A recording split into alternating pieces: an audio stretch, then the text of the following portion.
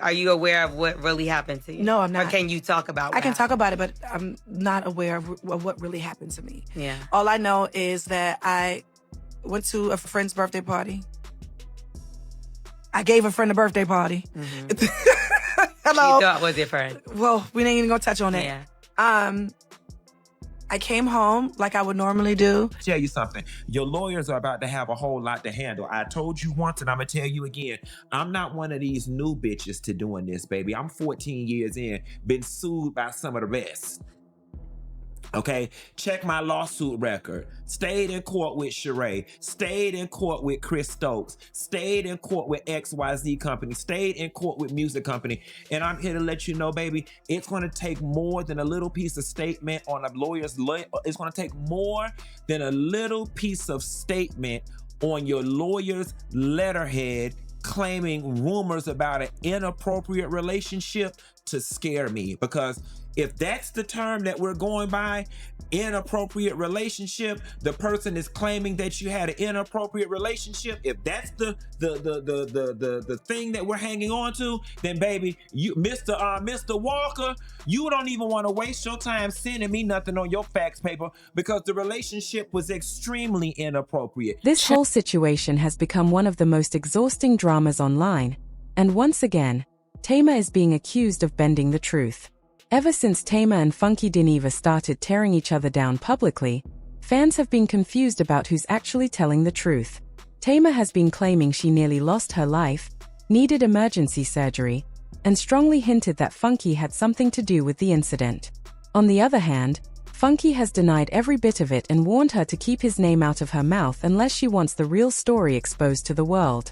But, as Tamar often does, she went looking for attention again, trying to rally sympathy and subtly take shots at Funky. And just like he promised, Funky fired back hard. And when he responded, he didn't just talk, he brought receipts. What Funky Dineva is alleging is absolutely wild. According to him, Tamar's accident might not be connected to him at all, but instead may involve someone completely unexpected. Mendeecees, yes, Yandy's husband.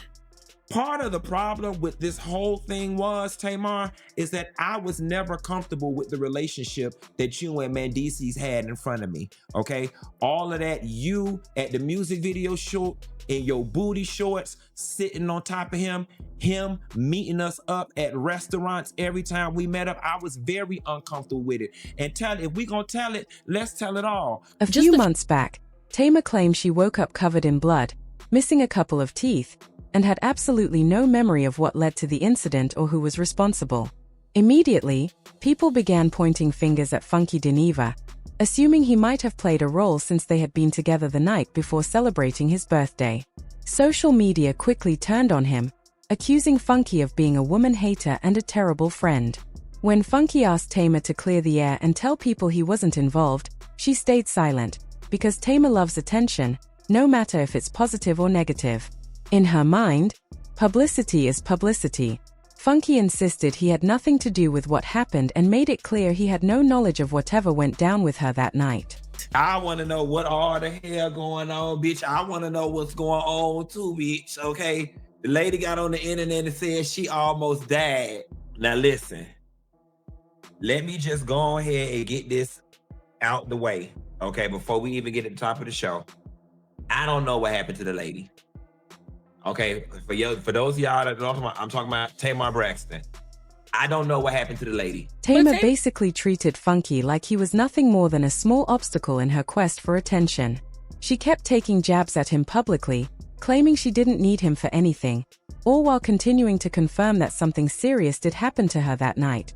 Serious enough that she needed surgery afterward. I want him to tell his own story. You know, I don't really like telling people's story. You should ask Mendeecees. Funky repeatedly warned her that if she didn't step up and clear his name, he wouldn't hesitate to reveal the real dirt he had on her. He wasn't the type to back down or stay quiet during a fight. I was asking was for you to go back to your stories and put, Funky Dineva didn't do anything to me, guys. I was resting. I should have said something earlier. That was all you had to do, and it could have been done with on my end. Even in this very moment, that was all you had to do and it could have been done. But Tamar seemed determined to test him. Maybe she thought he'd fold and let her run with her story, but she pushed things even further by bringing the issue back up months after the drama had faded. She appeared on the Morning Hustle with L'Oreal and mentioned the accident again. Tamar didn't have to do that interview. She could have stayed home, kept her secrets tucked away, and let the internet keep speculating. Instead, she came on the show specifically to address the lingering questions surrounding the incident. Are you aware of what really happened to you? No, I'm not. Or can you talk about I can talk about it, but I'm not aware of what really happened to me. Yeah. All I know is that I went to a friend's birthday party. I gave a friend a birthday party. Mm-hmm.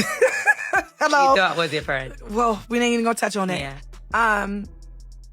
I came home like I would normally do. She never outright said Funky Dineva's name, but everyone watching knew exactly who Tamar was hinting at. She painted the picture as if he was some ungrateful friend, someone she threw a birthday celebration for, only to have him turn around and harm her. But Funky wasn't the only person she brought up during that interview. When the host asked about what was really going on between her and Mendeecees, Tamar denied it so aggressively you'd think they had only collaborated on a project for work and had zero personal connection whatsoever. No, to be honest, I barely even know him. Okay. To be honest, you know what I mean? Yeah. We're not like, we're cool, Yeah. but we're not like my homie. You know what I mean? Right, it's not right. like that. And he just got casted in a film. And did she seriously claim she didn't know Mendeecees like that, even though she convinced him to appear in her music video? Once the interview went live, people immediately started warning Tamar that Funky would not appreciate how she spoke about him, and that she shouldn't act surprised when he claps back. Sure enough, once Funky heard what she said, that was all he needed to snap. And he absolutely followed through on his promise to drag Tamar to the depths and back if she ever came for him again.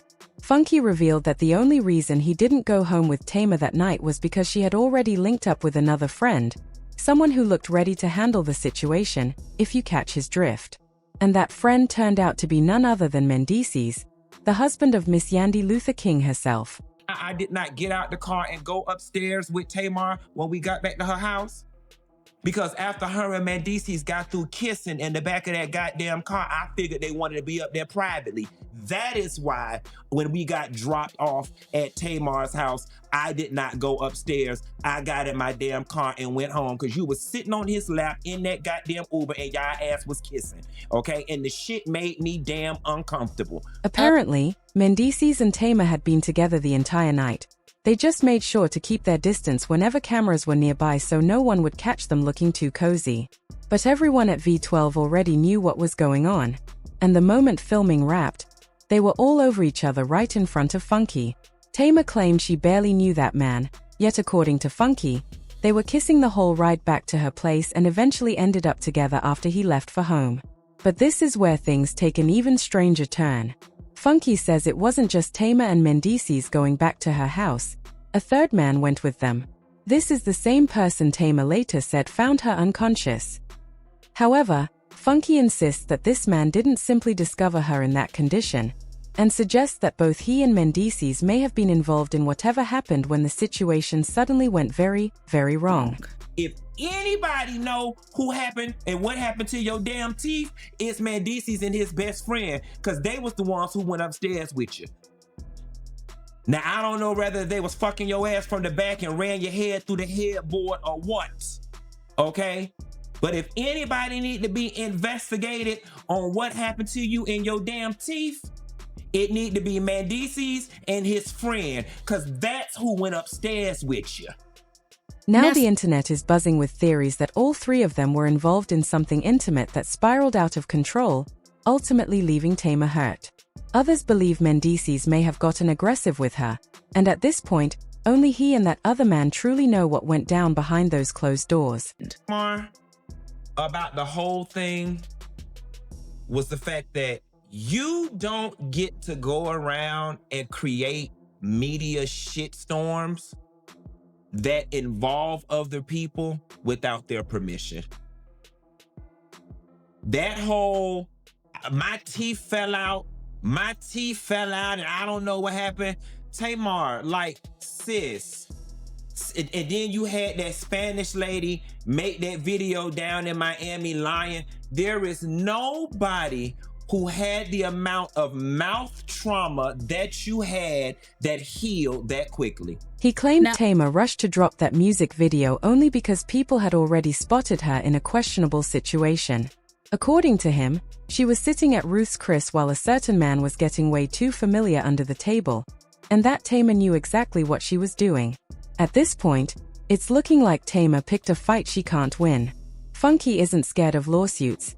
If anything, he's daring her to file so he can finally unload everything he's been holding. He even hinted Tamar set him up from the beginning, acting like she wanted him to spill the tea for her. I knew that this is how you was gonna play it. So now we finna take it all the way back to the very beginning. I knew this was how you was gonna play it. And let's be very clear here. If y'all remember when the situation first broke and about the whole mouth stuff, and I said, and the only reason you dropped that video is because, and I said, I ain't gonna do it to you. Y'all remember that? I said, and the only reason you dropped that music video real quick like this was because, and I said, I ain't even gonna do it. The reason you dropped that music video as quickly as you did is because people had spotted y'all ass, okay? Inappropriate relationship. Well, you tell me, Tamar, if it's appropriate or inappropriate when we're sitting at Ruth Chris and he's rubbing in between your thighs, in between your dress. And when he replayed their conversations, the denials, the laughter, the explanations, he sounded fed up, not desperate. Some fans are siding with Funky, pointing out this isn't the first time Tamar's been accused of crossing lines with someone else's man. Others think Funky went too far, but the internet wants answers. Was Tamar really involved, or did Funky misread the situation? Drop your thoughts below, and before you go, hit like, subscribe, and turn on notifications. More tea is coming, and you don't want to miss it.